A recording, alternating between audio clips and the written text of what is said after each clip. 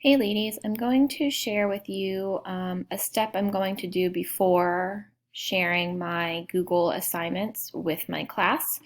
So before linking them to Google Drive, when you have them um, in your folders on your Google, I think if we change the permissions before we share it with the class, then we shouldn't have the issue of if it's signing them in as their account or their parents. So what I'm going to start doing is go up to the share in the upper right hand corner.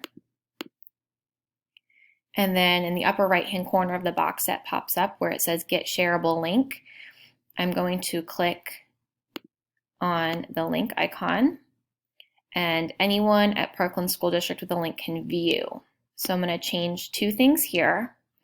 I'm going to go to the More, and then it's going to pop up a link sharing box. I'm going to click on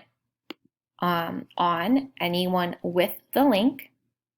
And I'm also going to come down to the bottom where it says access anyone, no sign in required can view, and make that can edit, and then hit save.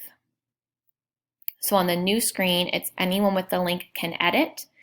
And I think once we share this then, because we're giving them the link when we make an assignment, it won't matter if they have their .NET or if it's recognizing their parents, but they should still be able to edit it.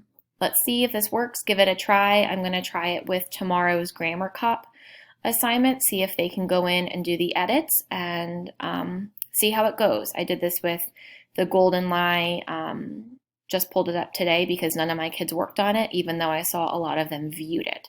So I'm thinking they weren't able to edit it. So we'll see if this helps. I click done, and then you just go along as normal in Schoology, making an assignment and linking it to your Google Drive and clicking on it. So we'll see if that helps. Hope the video helps. Talk to you later. Bye.